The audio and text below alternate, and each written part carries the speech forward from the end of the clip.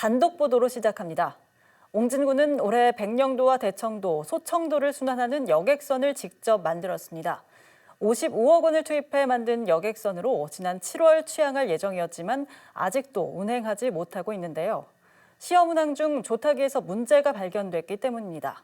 그런데 취재 결과 문제는 이뿐만이 아니었습니다. 엔진 오일을 담는 부품이 깨지면서 오일이 새는 게 확인된 건데요. 이 부품을 새 걸로 교체하지 않고 용접한 것으로 드러났습니다. 김지영 기자가 취재했습니다. 옹진군이 처음으로 직접 건조한 카페리 여객선 푸른 나레호입니다. 백령도와 대청, 소청도를 순환하는 배로 연료 운반 겸 서해삼도 주민들의 이동권 보장을 위해 건조됐습니다. 배를 만드는 데만 예산 55억 원이 투입됐습니다. 당초 7월 취항할 예정이었지만 조타기 등 일부 문제가 발견되면서 취항이 미뤄진 상황. 하지만 취재 결과 배의 다른 부분에서도 문제가 확인됐습니다. 여객선에 엔진 오일을 담는 오일 팬입니다. 엔진 주변 부품 중 하나로 엔진을 순환한 오일이 이곳에 담깁니다. 그런데 부품 가장자리에 시커먼 자국이 보입니다. 부품이 깨지면서 엔진 오일이 새어나온 건데 배가 건조된 지 5개월이 지난 후에야 발견됐습니다. 오일이 비친다 그래서 가서 보고 점검을 하니까 균열이 가있더란 얘기예요. 당시 선장을 비롯해 선박 수리 전문가들조차 새 부품으로 바꾸는 것을 권유했습니다. 하지만 옹진군은 받아들이지 않았습니다.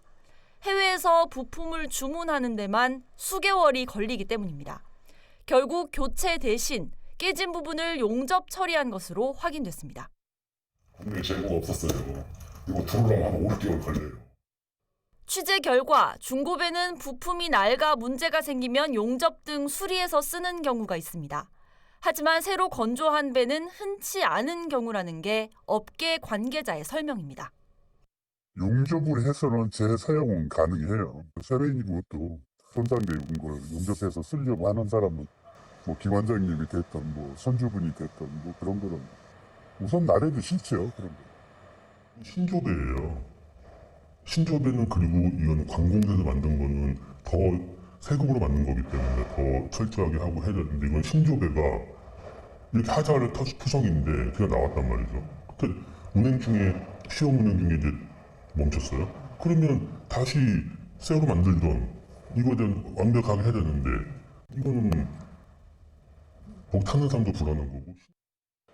이에 대해 옹진군 측은 전문가 자문을 거쳐 문제가 없다는 것을 확인했다면서 문제가 발생하면 향후 수리할 예정이라고 밝혔습니다.